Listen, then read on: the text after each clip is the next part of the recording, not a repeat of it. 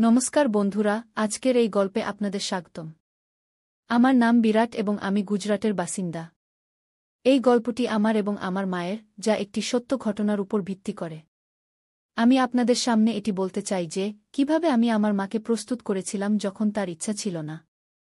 তাই বন্ধুরা, এই গল্পটি মন দিয়ে শুনুন। বন্ধুরা, আমাদের পরিবারে আমি, আমার বাবা, আমার মা এবং আমার একটি ছোট বোন রয়েছে। আমার বাবার নাম বিশ মোহন এবং তিনি একটি প্রাইভেট কোম্পানিতে কাজ করেন।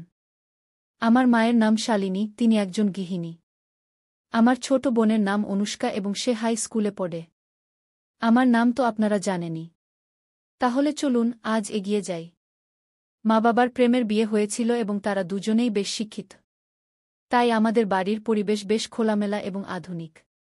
মায়ের কথা বললে তিনি তার শরীরের খুব যত্ন নেন এবং ভালোভাবে শিক্ষিত হওয়ার কারণে শার্ট জিন্স এবং টপ পরা তার জন্য সাধারণ বিষয়।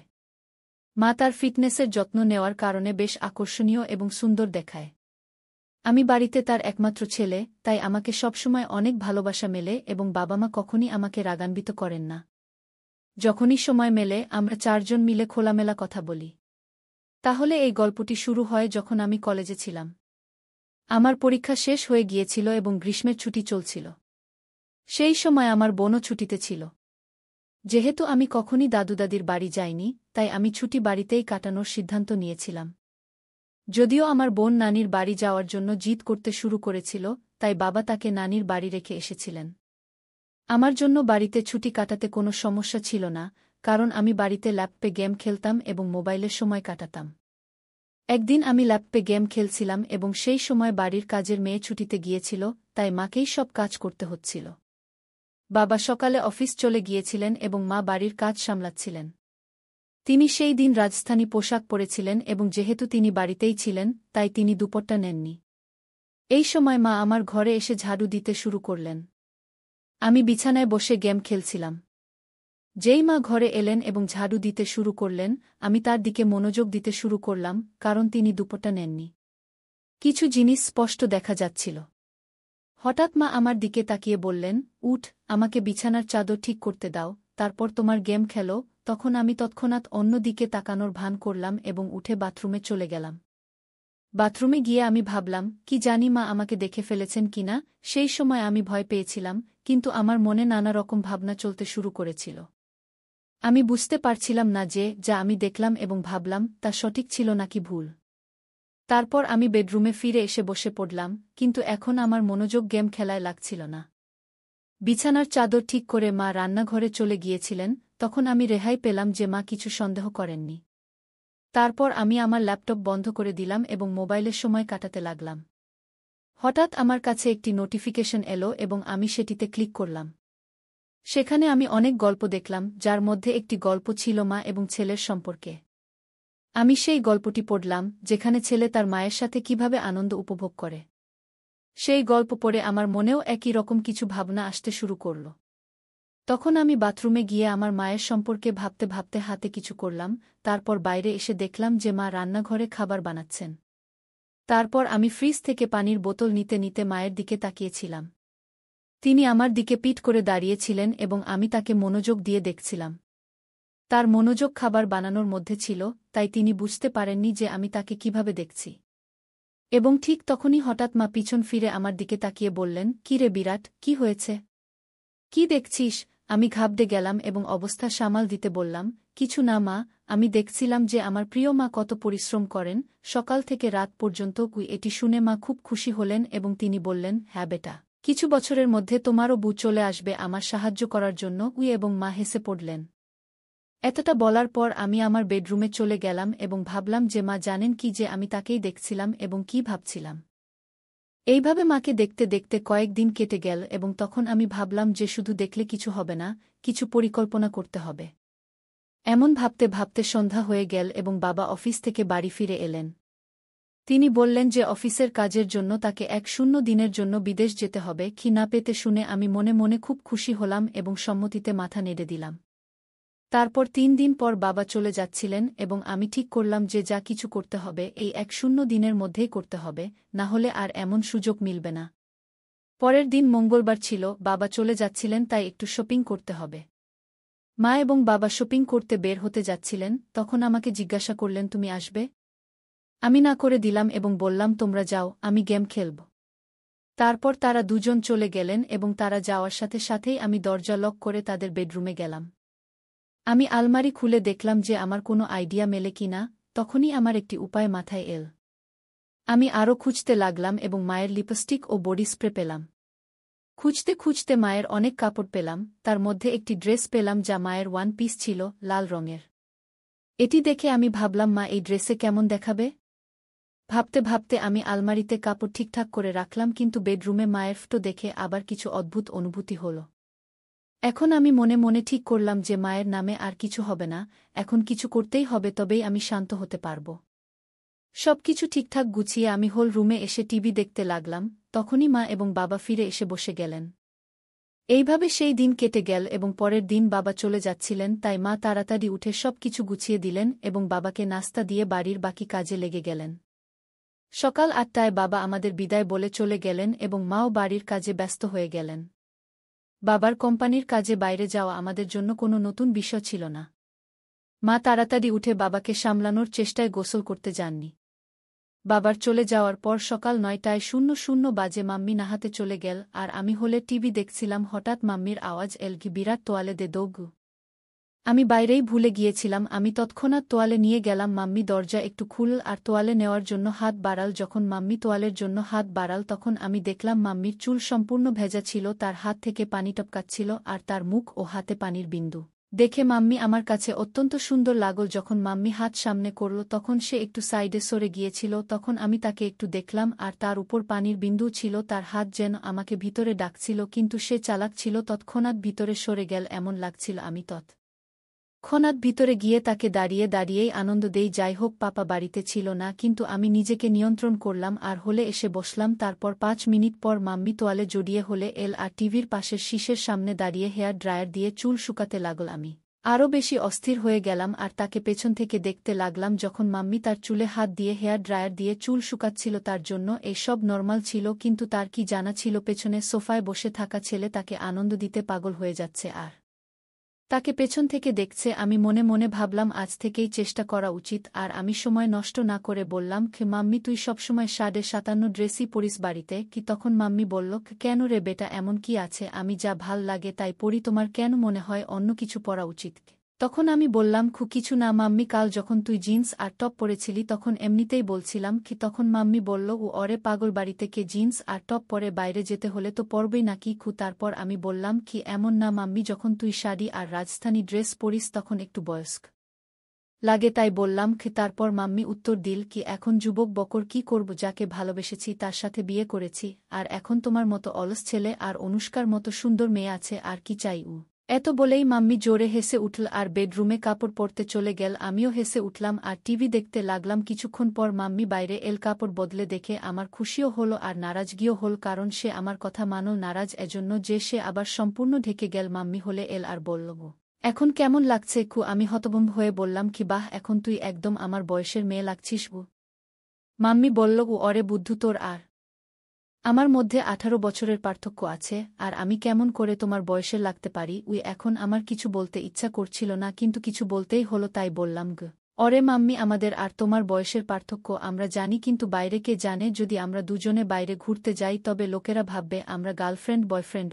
এত বলেই আমি ইচ্ছে করে থেমে গেলাম আর মাম্মির প্রতিক্রিয়া দেখতে লাগলাম। তখনই মাম্মি সময় নষ্ট না করে উৎসুক হয়ে জিজ্ঞেস করল, আচ্ছা আর কি বল না বেটা, কি এখন? আর আমি কিছু বললাম না, শুধু এতটুকু বললাম, ছেড়ে দে মাম্মি, তোমার রাগ হবে কি? তখন মাম্মি বলল, আমার কখনো তোমার উপর রাগ হয়েছে? আর তুমিও জানো আমার ছেলে কখনো ভুল করে না, তবে আমার রাগ কেন হবে? এখন দ্রুত বল, কি বলতে চেয়েছিলে কি? তখন আমি বললাম, যদি আমরা একসাথে বাইরে কোথাও ঘুরতে যাই তবে লোকেরা আমাদের গার্লফ্রেন্ড বয়ফ্রেন্ড ভাববে, কিন্তু তোমার গলা মঙ্গলসূত্র দেখে তারা আমাদের স্বামী স্ত্রীও ভাববে। কি? এ কথা শুনে মাম্মি জোরে জোরে হাসতে লাগল। তারপর মাম্মি বলল, অরে বাপরে, এত ছোট কথা জন্য আমার রাগ কেন হবে কি? আর আবার মাম্মি হাসতে লাগল। তখন আমি তাদের বললাম, হাসো না মাম্মি, কি এত?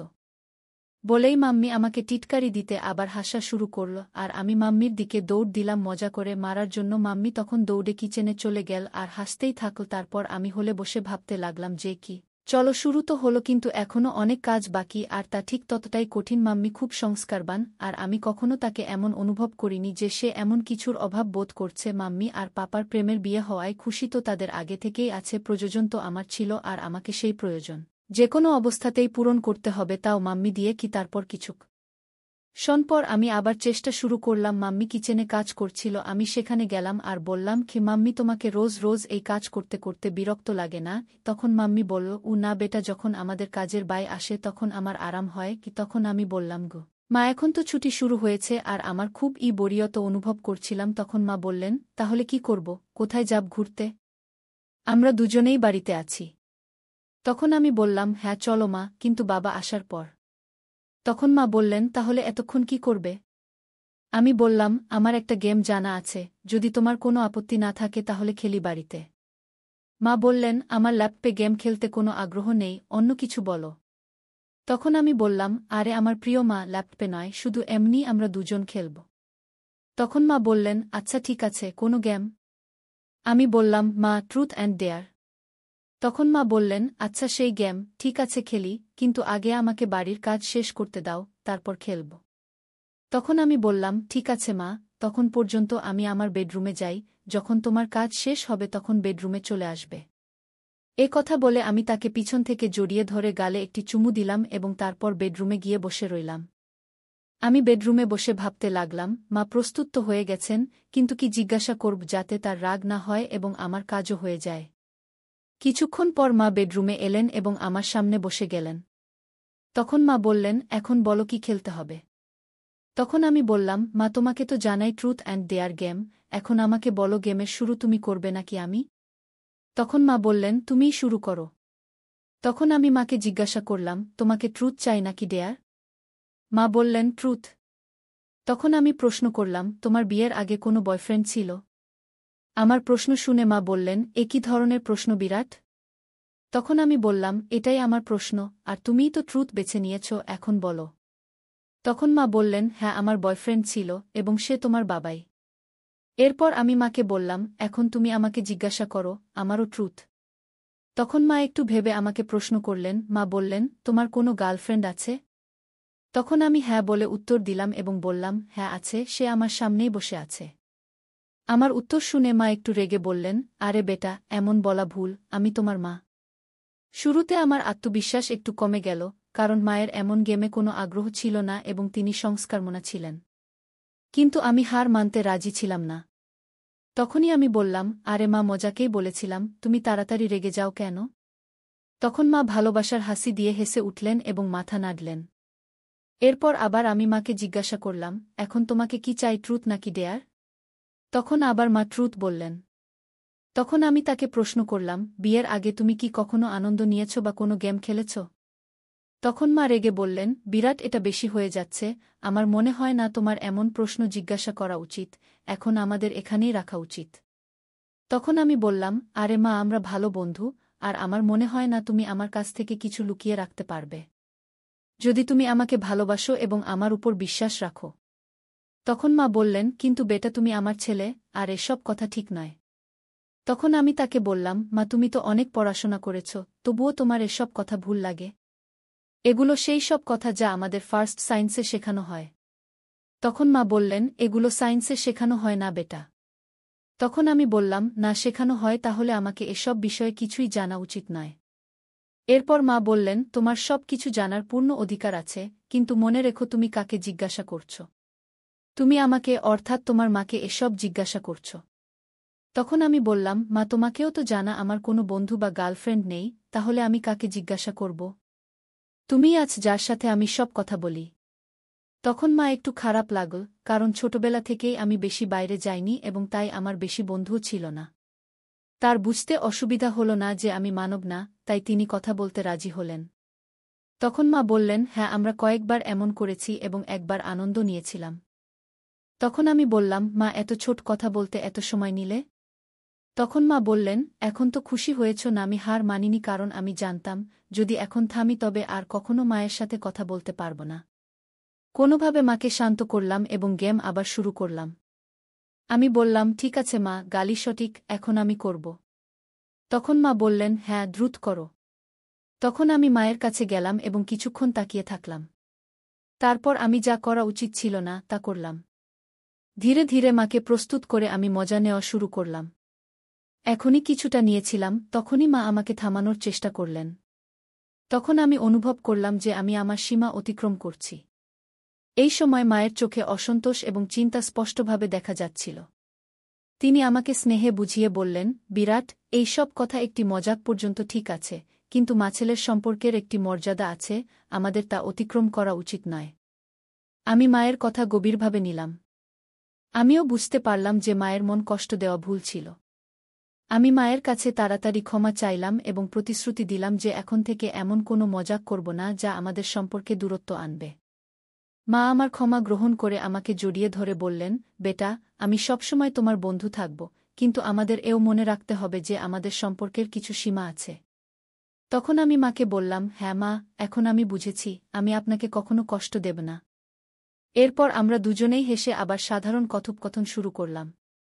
এখন মা আমাকে আমার বন্ধুদের সাথে বেশি সময় কাটানোর পরামর্শ দিলেন এবং বললেন যে জীবনে সম্পর্কের মর্যাদা এবং সম্মান বজায় রাখা অত্যন্ত গুরুত্বপূর্ণ। এই কথোপকথন আমাকে শিখিয়েছে যে মজাকেরও একটি সীমা আছে এবং সম্পর্কে পারস্পরিক বোঝাপড়া এবং সম্মান থাকা উচিত। শেষে আমরা দুজনেই একে অপরের সাথে হেসে খেলা শেষ করলাম এবং এই প্রতিশ্রুতি দিলাম যে আমাদের মধ্যে বন্ধুত্ব এবং ভালোবাসা সবসময় থাকবে, কিন্তু সম্পর্কের মর্যাদা কখনো ভুলব না। তাই বন্ধুরা, এটা ছিল আমাদের আজকের ছোট্ট গল্প। আপনি এই গল্পটি কেমন লাগলো কমেন্ট করে অবশ্যই জানাবেন। যদি গল্পটি পছন্দ হয়ে থাকে তবে লাইক করুন এবং আপনার বন্ধুদের সাথে শেয়ার করুন। এগিয়ে এমনই রোমাঞ্চকর গল্পের জন্য আমাদের চ্যানেল সাবস্ক্রাইব করুন এবং বেল আইকন টিপতে ভুলবেন না, যাতে আপনি আমাদের কোনো গল্প মিস না করেন। ধন্যবাদ।